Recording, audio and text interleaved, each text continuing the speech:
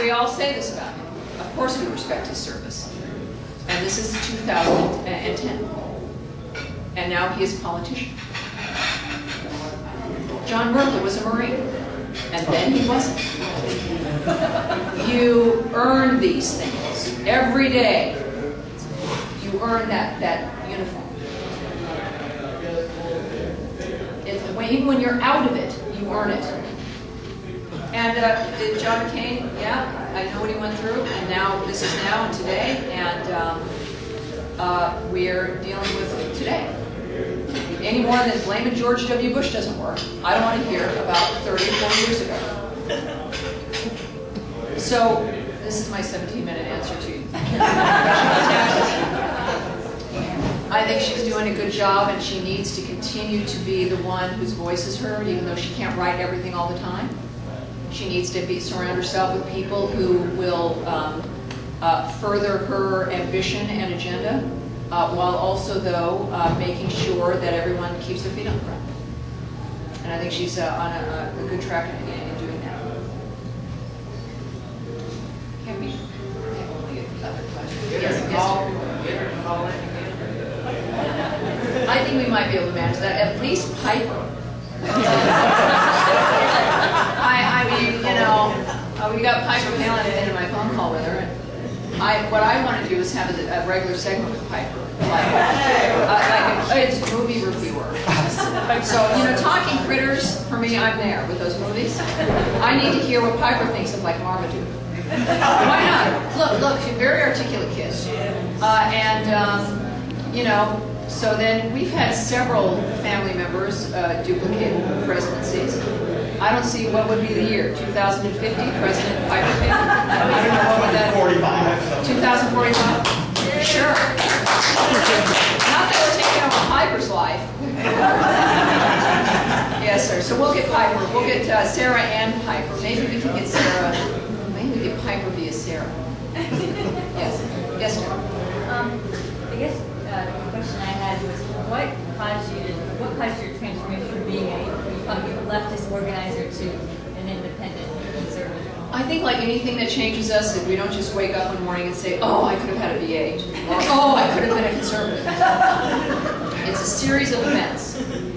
And as I look back, a lot of which I've written about, a lot of series of things that slowly, too slowly, from my point of view, moved me forward. Constantly being on the left and seeing the hypocrisy, the lies, the compromises, the rubbing salt into the wound, as one of my now mentors mentioned. Probably one of the things that kept me curious about the right was the fact that I voted for Ronald Reagan, first president I could vote for in 1980. And I remember, even in troubled days there, my being 18, watching a 60 Minutes interview with the president and Mrs. Reagan and thinking to myself, that's a decent guy. And it was that link in the moment of making a judgment, which I've also made with Palin in this frame. Not that Reagan was perfect, perfect, but realizing that this guy wasn't going to, you know, stick a shiv on our back. That he was actually a decent guy who was interesting, charismatic, but that we could trust him at least to do what he thought really was best for us. That in my 18-year-old brain, probably on a few drugs. And it even registered then. And so I'm proud of that. And I think that there's the series of the personal experiences and all the choices we make. But for me, it was a combination of things. But ultimately, it was also going on talk radio in 1993. President of LA Now at the time, and finally speaking to hundreds of people a week who I was told were out to get me, i.e. Christians and conservatives. And finding that I've been lied to about the nature of those people.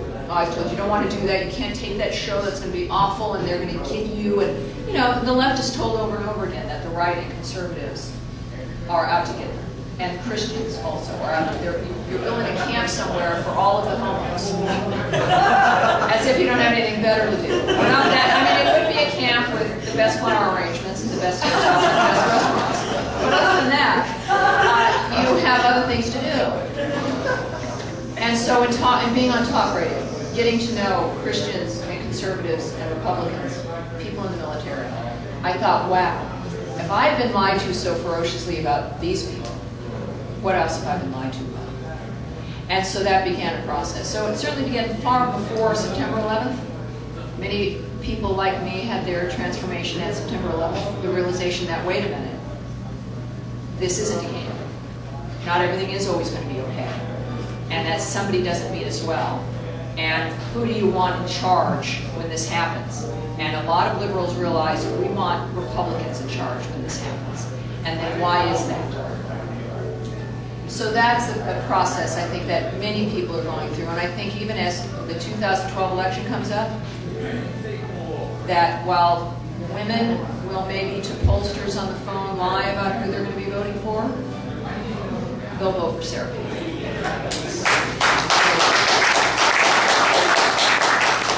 Yes, ma'am. And following right up on that, could you comment on the Mama Grizzly phenomenon? Thank you for asking that, because one of the biggest issues is, as I think I brought up a little earlier, was how do you, as a woman, break through this stereotype of whether or not women can do certain things, like be commander-in-chief, when you weren't storming the beaches there at Normandy? How do you convey to a world that a woman is not going to be mommy with the Vicks VapoRub, which is fabulous, but I also want mommy to kill the intruder?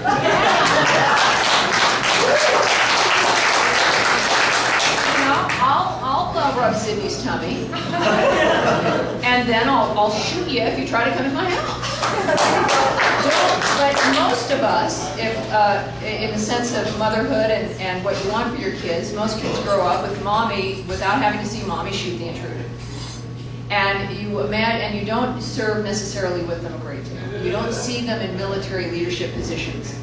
So the Mama Grizzly framework, whether it was meant to be perfect or not, I don't know, but it is. And it is because it says, yes, I'm a big, furry, cuddly animal, and I'll rip your entrails out. It's a perfect analogy that this is nature, and the bear's minding its own business, and the Mama Grizzly is a female, and what do you think she's going to do when you're walking up to her in the cub? Do you think she's going to say, yes, may I help you? What do you really think? The attachment of femaleness to strength and courage and defense is key. Now, we all know in our own personal daily lives what you're willing to do, what you know if you ever feel your child's threatened or you feel your family's at risk, those feelings come up. Some of us go to the shooting range. But to be able to convey it on a very basic, simple level to everyone is that when you see a Nikki Haley, who's a perfectly lovely young woman, and she's a Mama Grizzly, you think, oh God, that's great. It's great. You want to be a perfectly lovely woman and have someone think, oh God, if something went wrong. You don't need to get rid of your loveliness. You don't need to be less fluffy.